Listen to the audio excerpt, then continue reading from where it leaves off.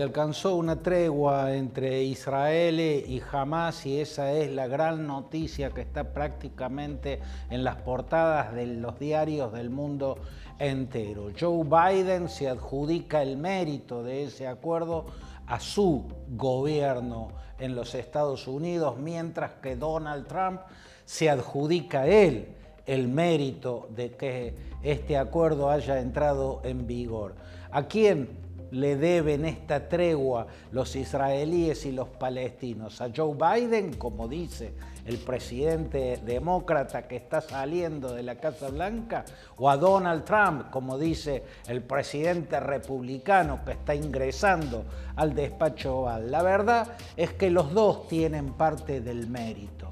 ¿Por qué los dos tienen parte del mérito? Porque la verdad es que la fórmula que se aplicó para alcanzar esta tregua fue elaborada por la administración Biden. Fue el presidente demócrata quien trabajó codo a codo con su secretario de Estado, Antony Blinken, para en mayo del año pasado presentar esta fórmula de acuerdo, ¿no? Lo que pasa es que ninguna de las partes lo aceptó, todos vinieron retaseando la aceptación a ese acuerdo. Cuando lo aceptaba más una parte, lo rechazaba la otra, y así fueron pasando los meses y pasó más de medio año sin que la fórmula que elaboró el gobierno demócrata que encabeza Joe Biden se aplicara. Ahí vino el mérito de Donald Trump, ¿no? Porque fue el vigor del presidente que entra el que tuvo la capacidad de presión sobre las partes para que acuerden un cese del fuego. A Biden le interesó colaborar con la presión que hizo Trump porque le interesa dejar la Casa Blanca, terminar su presidencia con una medalla para mostrar, ¿no? Con un logro para mostrar. Y el logro es que se firmó una tregua, y esa tregua se firmó gracias a un acuerdo por una fórmula presentada por el gobierno demócrata, mientras que a Trump le interesaba empezar su mandato con un cese del fuego, ¿no? Porque es como entrar pisando fuerte en el escenario internacional.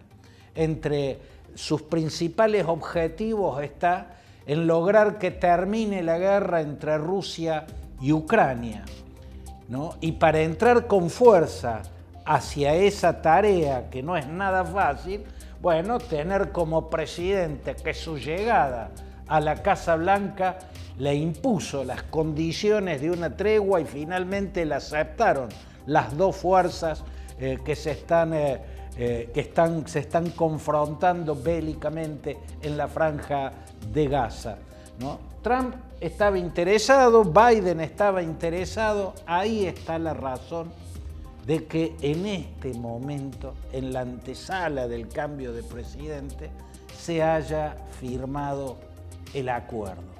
¿Esto quiere decir que es un acuerdo fuerte? No, esta es una fragilidad del acuerdo. Para que sea un acuerdo fuerte, las dos partes tienen que estar absolutamente convencidas de la necesidad de firmarlo. Una de ellas tiene que sentirse mucho más cerca de la derrota total y la otra mucho más cerca de la victoria, para que pueda una mesa de negociaciones ponerle fin a un conflicto. Y la verdad es que a ese punto no se ha llegado.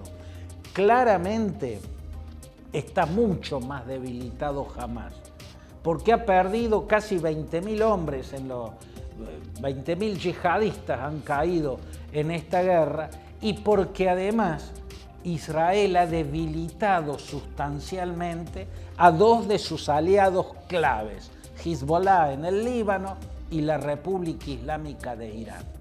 Con Irán debilitada como quedó en los intercambios de bombardeo, y con Hezbollah ¿no?, reducida a su mínima expresión, Hamás quedó también debilitadísima. Y a esta altura está exhibiendo esa debilidad, pero no está terminada. No está terminada. Todavía le quedan por lo menos 10.000 yihadistas. Y con 10.000 yihadistas se puede sostener un tiempo más en ese campo de batalla, que es sobre todo una guerra urbana, porque Hamás domina la selva de cemento en la ciudad de Gaza, en Khan Yunis, en Rafah, en todos los puntos urbanos, ¿no?, incluso entre los escombros. Ese es el ámbito en el cual el yihadismo de Hamás actúa con fuerza. Por lo tanto, el lado frágil es que es mucho más fuerte en la propaganda que se hace, precisamente porque Trump quiere empezar su gobierno mostrándolo como un logro y porque Biden quiere finalizar su gobierno mostrándolo como un logro, que esta tregua ha tenido el lugar que ha tenido en los medios de información, quizás mucho más de lo que en verdad merece como paso hacia la paz definitiva. Al fin de cuentas, en noviembre del 2023, o sea, a solo un mes de haber comenzado este conflicto, hubo una tregua mucho más significativa. En esta se liberan 30 rehenes israelíes a cambio de centenar y pico, 200 y pico prisioneros de Hamás en cárceles israelíes. En la tregua que se acordó en el 2023 fueron en una primera etapa 105 rehenes israelíes más 55 en una etapa inmediata posterior, o sea, 160 rehenes los que liberó, casi más de 3 veces más del triple de los rehenes que se liberan ahora, y a cambio fueron 240 prisioneros en una primera etapa más 90 en una etapa inmediata posterior. Si es por la cantidad de intercambio de rehenes y prisioneros, bueno, es mucho más significativa la tregua de noviembre del 2023. Y era el comienzo de la guerra. Todo lo demás vino a partir de entonces, un año entero de muertes y destrucción, muertes y destrucción. Por eso hay una fragilidad. En este acuerdo es más la necesidad de Trump y de Biden de autopublicitarse que lo que realmente se ha conseguido en la mesa del acuerdo. No obstante, es importante lo sucedido, es muy importante. La complejidad de la negociación se dio en estos términos. Biden había presentado en el mes de mayo del 2024 su fórmula para alcanzar una tregua. Pasaron más de medio año sin que se aplique y cada vez que y mientras avanzaba el tiempo, más se debilitaba Biden para imponer la fórmula que había propuesto. Trump, al ingresar al gobierno, entra con los músculos inflados, porque es el recién llegado, tiene todo por delante. Biden es el que se estaba yendo. Eso le quitaba fuerza para imponer la fórmula. Trump, como quiere empezar su gestión pisando fuerte en el escenario internacional, lo que hace es enviar a Steve Witkoff, que es su enviado para los temas, su negociador de emergencia. Y Witkoff viajó al Oriente Medio, primero se reunió con Benjamin Netanyahu, le dijo, tienen que aceptar la fórmula planteada por Biden. Netanyahu le dijo que no, y Witkoff lo apretó el nombre de Trump. O sea, ahí Netanyahu se encontró con que la presión era de Trump. A Biden, ni bolilla. A Trump sí. Entonces Netanyahu cedió. Y cedió hasta el punto que sus aliados extremistas pusieron el grito en el cielo y ya dice que no lo van a aceptar a este acuerdo. Por ejemplo, el ministro de Finanzas, Smotrich, ya dijo que esto es una traición a todos los soldados israelíes que han muerto en los campos de batalla peleando contra Hamás para liberar a los rehenes.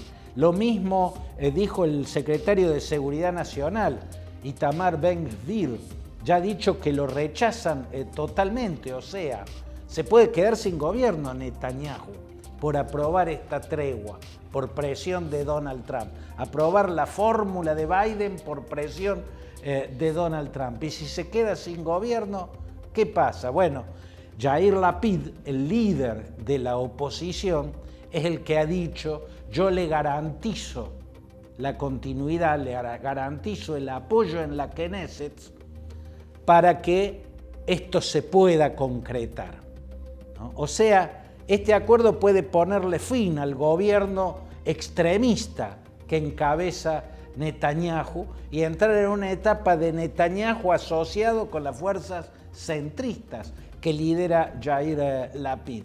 Eso sería muy relevante, pero lo interesante es ver cómo se sortean dificultades en una negociación de estas características, porque va Steve Witkoff y el nombre de Trump presiona a Netanyahu y logra que Netanyahu ceda. Automáticamente viaja a Doha, la capital de Qatar, para reunirse directamente no con el primer ministro, con Mohammed Abdul Rahman Al Thani, sino con Tamim bin Hamad Al Thani, que es el emir de Qatar, o sea, la máxima autoridad.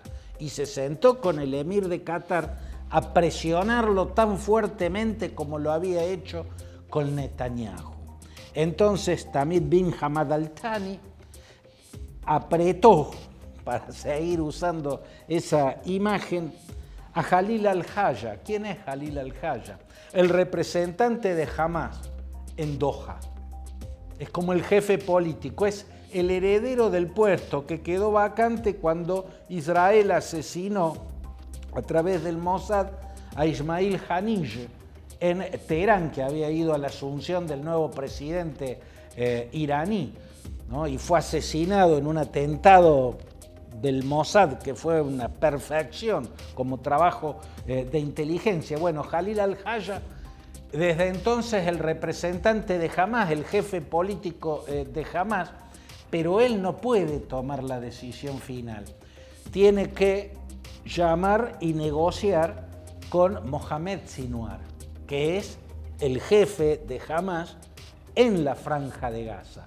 Mohamed Sinwar es el hermano de Yahya Sinwar, el líder de Hamás en la Franja de Gaza, que murió en combate con los israelíes. Los israelíes lograron matarlo. Desde entonces creció la figura de este hombre, al que siempre llamaron la sombra, porque siempre está entre bambalinas, casi que no se dejaba ver. Hoy es Mohamed Sinwar, el jefe más poderoso de Hamás en la Franja de Gaza. Lidera la facción más grande del Sedim al-Qassem, que es la milicia, el brazo militar de Hamás. Pero la realidad en la Franja de Gaza es que están desconectados. No hay un solo liderazgo, hay varios liderazgos, hay fracturas en Hamás. Entonces eso complica mucho más el arribo a un acuerdo. Finalmente, las presiones sobre Jalil al-Haya y las presiones que Jalil al-Haya hizo sobre Mohamed Sinwar, bueno, logró un acuerdo general de las facciones de Hamás. Bueno, todo esto muestra la fragilidad del acuerdo. Aún siendo tan frágil, es muy importante. Después va a venir la parte más difícil. Esto es solo una tregua. Es un temporario armisticio. Para pasar de esto a la paz, todavía la distancia es muy grande, pero lo vamos a explicar en una próxima página.